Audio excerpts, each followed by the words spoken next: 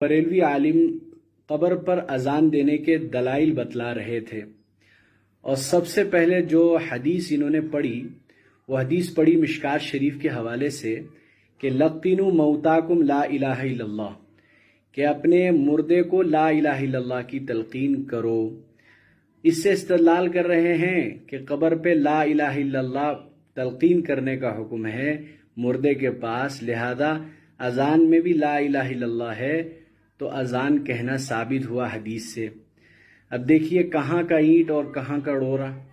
بھائی یہ حدیث ہے کہ اپنے مردے کو لا الہ الا اللہ کی تلقین کرو، یہ اس وقت ہے جبکہ موت کا آثار کسی پر ظاہر ہونے لگے، بالکل آخر وقت ہو تو اس کے سامنے بلند آواز سے کلمے کی تلقین کرنی ہے، تاکہ وہ بھی کلمہ سن کر جو ہے پڑھنے لگ جائے اور اس پر کلمے پر اس کی موت آئے۔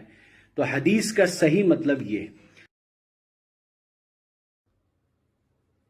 السلام علیکم ورحمۃ اللہ تعالی وبرکاتہ۔ الحمدللہ رب العالمین والعاقبۃ للمتقین والصلاة والسلام علی اشرف الانبیاء والمرسلین سیدنا و مولانا محمد وعلى آله وصحبه اجمعین وبعد۔ اللهم صل وسلم وبارك على سيدنا مولانا محمد وعلى آله وصحبه اجمعین۔ معزز سامعین و ناظرین کرام، کل میری نگاہ سے ایک ویڈیو کلپ گزری، شاید کاٹھمانڈو کے دیوبندی مکتبہ فکر سے تعلق رکھنے والے ایک ادھورے مولوی کی۔ ایسے اس سے ایک ماہ قبل میرا اس سے ایک موضوع پہ بھی مباحثہ ہوا تھا فیس بک کے ذریعے سے۔ اس سے پہلے میرا یہ خیال تھا کہ چاہے وہ کسی مسلک سے تعلق رکھنے والا ہو مگر علم والا ہوگا، مگر جب ایک مرتبہ میرا مباحثہ اس سے ہوا تو اسی وقت میں یہ سمجھ گیا کہ مولوی تو ہے مگر ادھورا ہے۔ اور یہ جو دوسری ویڈیو جو کل گزری، اس ویڈیو کو دیکھنے کے بعد مجھے یقین کامل ہو گیا کہ وہ شخص وسیع النظر نہیں، چند گھسی اور پیٹی عبارتیں یاد کر لیا ہے اور دوسرے کے اوپر گمراہی اور دلالت کے فتوے کے سوا اور اس سے کچھ نہیں آتا اور یہ لگانے میں مصروف ہے۔ ہمارے کسی اہل سنت والجماعت کے عالم نے آذان قبر کے ثبوت پر ایک حدیث شریف پیش کی، جس حدیث کی روایت، جس حدیث کی تخریج امام مسلم نے حضرت ابو سعید الخدری رضی اللہ تعالی عنہ سے کی ہے۔ وہ حدیث ہے کیا؟ لقنوا موتاکم لا الہ الا اللہ۔ معنی اس حدیث کا کیا ہے؟ اللہ کے رسول صلی اللہ علیہ وسلم ارشاد فرماتے ہیں کہ اپنے مردوں کو لا الہ الا اللہ کی تلقین کرو۔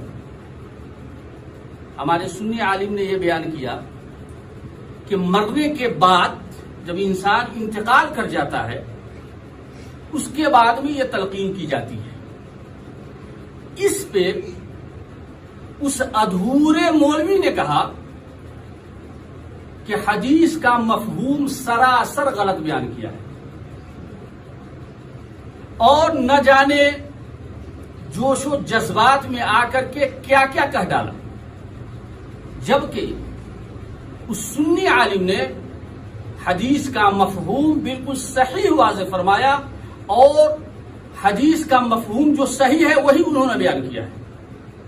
ان کا کہنا کیا ہے مفتی صاحب، یہ ہمارے مولوی صاحب کا، کہ لقنوا موتاکم لا الہ الا اللہ، یہ صرف اور صرف موت کے وقت میں کیا بولتے ہیں، یہ حکم ہے اس حدیث سے کہ جب آدمی انتقال کر رہا ہو تو اس وقت میں تم لا الہ الا اللہ محمد رسول اللہ وہاں پڑھو، اور اس کے بعد تاکہ وہ انتقال کرنے والا آدمی سن کر کے وہ بھی لا الہ الا اللہ محمد رسول اللہ پڑھے گا. جبکہ میں ایک بات پوچھنا چاہتا ہوں، اگر علم ہے تو لقنوا موتاکم، اللہ کے رسول نے فرمایا اپنے مردوں کو تلقین کرو. میں یہ پوچھنا چاہتا ہوں موتاکم کا لفظ، کیا کوئی انسان زندہ ہوگا اس کے اوپر کیا بولتے ہیں موتاکم کا لفظ صادق آئے گا؟ نہیں آ سکتا، کیونکہ وہ تو زندہ ہے. مرنے کے بعد روح جب قبض سے عنصرور سے جب پرواز کرتی ہے اس کے بعد میں موتا کی فہرست میں انسان کا نام آتا ہے. مرنے سے پہلے اس کو مردہ نہیں کہتے. یہی اس کا حقیقی معنی ہے اور یہی علماء کے نزدیک معتبر ہے نا. تو ظاہر سی بات ہے اللہ کے رسول نے فرمایا لقنوا موتاکم. اس حدیث سے یہ ثابت ہوتا ہے کہ مرنے کے بعد، اور ایک دوسری حدیث پاک اور ہے اس کی شواہد میں سے، جس حدیث کی تخریج امام طبرانی رضی اللہ تعالی عنہ نے کی ہے، اور اس حدیث کو امام ابن حجر اسقلانی رضی اللہ تعالی عنہ نے تلخیص میں کہا کہ یہ حدیث حسن ہے. اور اس طرح امام سخاوی رضی اللہ تعالی عنہ نے المقاصد الحسنہ میں بھی فرمایا کہ یہ حدیث حسن ہے. وہ کیا ہے کہ جب انسان انتقال کر جائے، قبر میں رکھ دیا جائے، اوپر سے مٹی ڈال کر کے برابر کر دی جائے. اب حدیث شریف کے الفاظ یہ ہے کہ وہاں پہ کوئی انسان کھڑا ہو کر کے کہے اے فلاں فلاں کے بیٹے، ہے نا، دنیا میں جس مذہب پر تم قائم تھے اس کو یاد کرو، اور کہے وہ مذہب کیا ہے، شہادت اللہ الہ الا اللہ وان محمد رسول اللہ، یعنی اسلام پہ قائم تھا، اس کی تلقین کرے. اور حدیث کے الفاظ اور بھی ہیں جس میں یہ بھی ہے رضیت باللہ ربا وبالاسلام دینا وبسیدنا محمد صلی اللہ علیہ وسلم نبی و رسولا وبالقرآن اماما، ہے نا. تو یہ حدیث کیا ہے، یہ اس حدیث سے یہ ثابت ہوتا ہے. اور جو دوسری حدیث میں نے جو طبرانی کی پیش کی ہے کہ مرنے کے بعد جب انسان کو قبر میں رکھ دیا جائے، اس کے اوپر مٹی ڈال دی جائے، تو یہ تلقین کرنے کا حکم ہے. تو مولوی صاحب نے کہا کہ یہ لوگوں کو گمراہ کر رہے ہیں. ٹھیک ہے، وہ مولوی صاحب لوگوں کو گمراہ کر رہے ہیں. ابھی میں سر دست 10 ایسے عالم کا نام پیش کروں گا کتابوں کے حوالہ سے جنہوں نے یہ اپنی کتاب میں فرمایا ہے کہ مرنے کے بعد جب قبر میں رکھ دیا جائے، اس کے بعد مٹی ڈال دی جائے، اس کے بعد میں تلقین کرنے کا حکم ہے نا. میں آپ کو ایک زبردست عالم دین کا نام پیش کرتا ہوں جو اہل سنت والجماعت سے تعلق رکھنے والے اور متفق علیہ عالم ہے. متفق علیہ کا مطلب ایسا عالم جس کو دیوبندی بھی مانے اور سنی بھی مانے. وہ کون ہے؟ حضرت علامہ امام ابو محمد محمود بن احمد بن موسیٰ بن احمد بن حسین بدر الدین العینی الحنفی رضی اللہ تعالی عنہ.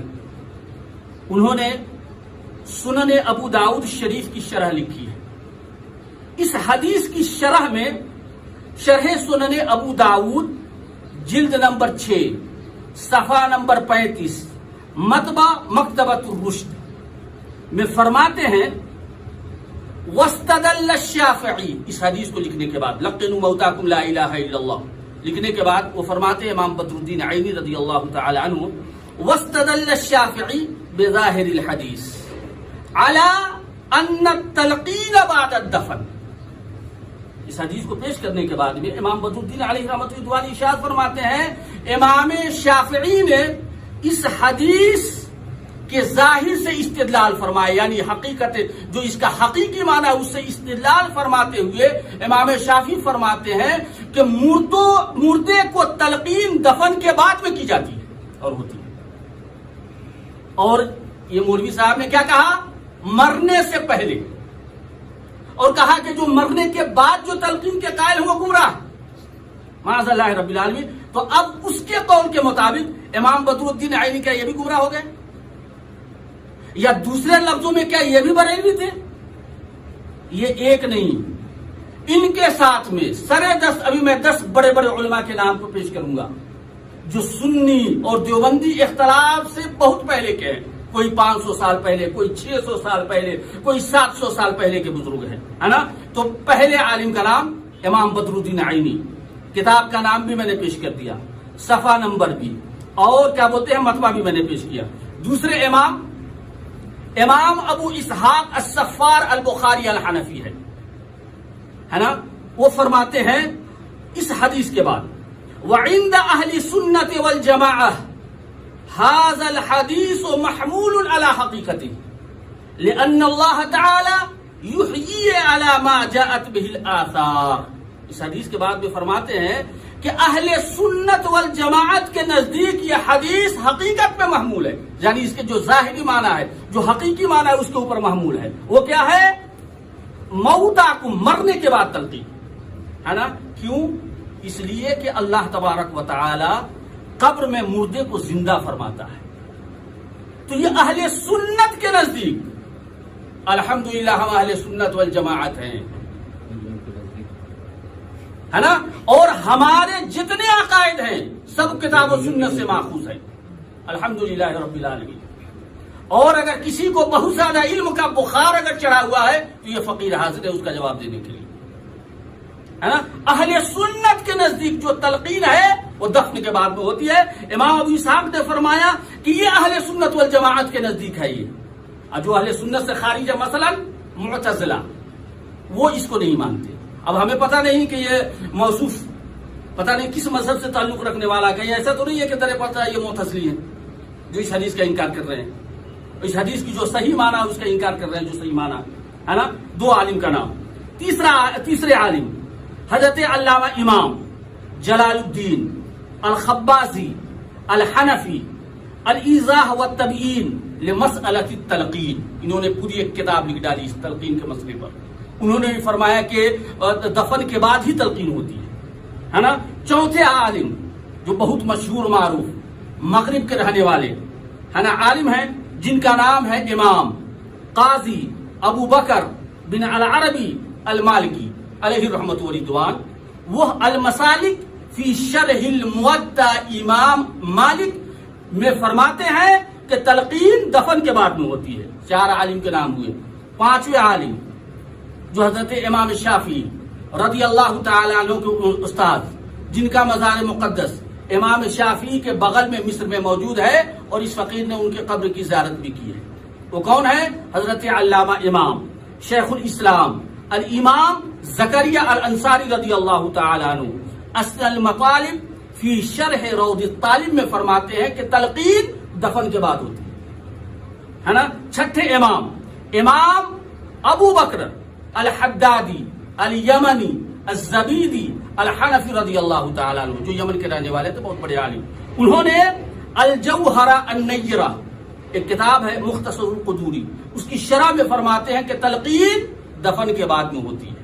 7ویں عالم جو بہت مشہور و معروف ہے نا، اور جن کو سنی بھی مانتے ہیں اور یہ دیابرا بھی مانتے ہیں، وہ کون ہے؟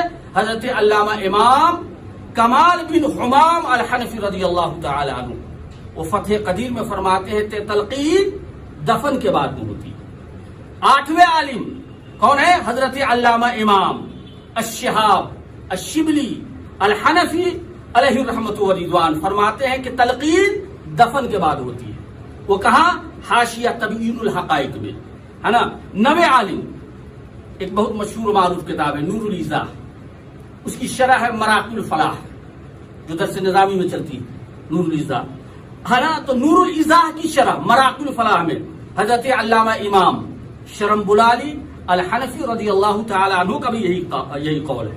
اور 10ویں عالم حضرت علامہ امام مفسر امام قرطبی علیہ رحمت و رضوان نے التذکرہ فی احوال الموتى و امور الاخرہ میں فرمایا کہ تلقین دفن کے بعد ہی ہوتی ہے۔ میں نے سر دست 10 عالموں کے نام شمار کرائے جو دیوبندی بریلی کے اختلاف سے پہلے کے ہیں، ہے نا؟ اب میں ایک بات کہنا چاہتا ہوں، ایک عربی عبارت ہے، من کثر علمہ قل انکارہ۔ جب انسان کا علم زیادہ ہوتا ہے تو اس کا انکار کم ہو جاتا ہے۔ کیا مطلب؟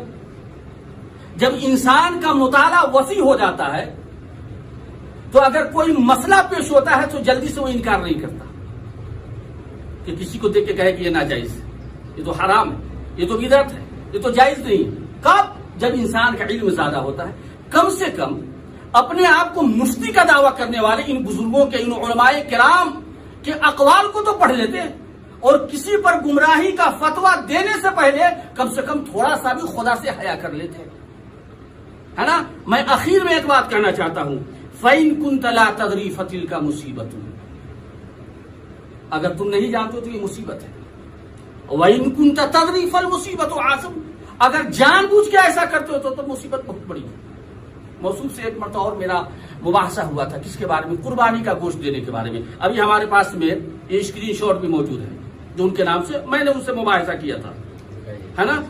ان سے مباحثہ یہ ہے ان کے نام سے، کس چیز میں؟ قربانی کے گوشت کے بارے میں۔ انہوں نے ایک ویڈیو کلپ وائرل کیا تھا، ہے نا؟ کیا تھا کہ جس قربانی کا گوشت حربی کافر کو بھی دے سکتے ہیں۔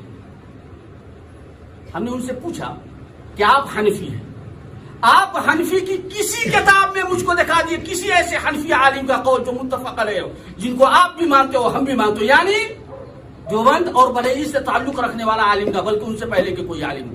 آپ دکھلا دیجئے مجھے کہ جنہوں نے کہا ہے کہ عام کافروں کو گوشت دینا جائز ہے۔ ہاں لکھا ہے، مگر ذمی کافر کو دینے کا حکم ہے۔ اور یہاں کافر کتنی قسم ہے شریعت کی اصطلاح میں؟ مستامین ہے، حربی ہے، ذمی ہے۔ میں نے کہا کہ حربی جو نیپال اور ہندوستان کے جو کفار ہیں وہ سب حربی ہیں۔ ہم نے کہا دکھا دیجئے کتاب میں، تو بس ایک دیوبندی عالم کے قول کو پیش کیا۔ ہم نے کہا میں حنفی عالم کی بات پوچھ رہا ہوں، ان کا قول پیش کر رہا ہوں، کوئی جواب نہیں، ہے نا؟ پھر میں نے کہا کہ اگر آپ کسی حنفی عالم کے قول سے ثابت کر دیں تو میں آپ کی غلامی کروں گا۔ یہ ہمارا کمنٹ موجود ہے ابھی، ہے نا؟ تو موصوف نے کیا جواب دیا کہ الحمدللہ ہم اپنے اکابر دیوبند کے روش پر کام کرتے ہیں۔ کیا مطلب؟ یعنی ان کا فتویٰ حنفیت کے اعتبار سے نہیں ہوتا، دیوبندیت کے اعتبار سے ہوتا ہے۔ ارے حنفی کہلانے والے ہو تو حنفی کے قول سے ثابت کرو۔ اور آج بھی میرا سوال قائم ہے، آپ یہ ثابت کرتے کہ حربی کافر کو بھی قربانی کا گوشت دینا جائز ہے تو میں آپ کی غلامی کے لیے تیار ہوں، مگر فَإِن لَمْ تَفْعَلُوا وَلَن تَفْعَلُوا، نہ ایسا کر سکتے ہو نہ کبھی کر پاؤ۔ اس لیے جو دوسرے کو آپ گمراہ کر رہے ہیں، یہ خود اپنے اوپر اپنے اندر جھانک کر کے دیکھو، کہیں ایسا تو نہیں ہے کہ آپ کے قول سے دوسرے لوگ گمراہ ہو رہے ہیں، ہے نا؟ پھر ایک تیسری ان کی بات، جائے نماز جو بچھاتے ہیں جنازہ پڑھنے کے لیے جاتے ہیں، جس پر امام کھڑا ہوتا ہے، یہ بھی بدعت ہے۔ اللہ اکبر کریں، ایسا لگتا ہے جیسے بدعتوں کی آمدنی بہت زیادہ ہے۔ یہ کیا ہے؟ کیوں مسلمانوں کو بدعتی بنانے کے اوپر تیار ہو؟ کیوں مسلمانوں کو کیا بولتے ہیں بدعتی کہنے کے لیے اتنا کوشاں رہتے ہو، ہے نا؟ اسی لیے میں نے کہا فَإِن كُنْتَ لَا تَدْرِي فَتِلْكَ مُصِيبَةٌ وَإِن كُنْتَ تَدْرِي فَالْمُصِيبَةُ أَعْظَمُ۔ اللہ کے واسطے یہ غلط روش کو آپ چھوڑ دیں، ہے نا؟ اور مسلک اہل سنت والجماعت جو اللہ کے رسول صلی اللہ علیہ وسلم سے ہوتا آ رہا ہے، ہم تو دعا یہی کریں گے کہ اللہ آپ کو ہدایت دے، ہے نا؟ اور اگر بہت زیادہ علم کا بخار ہے فأہلاً وسہلاً۔ السلام علیکم ورحمۃ اللہ وبرکاتہ۔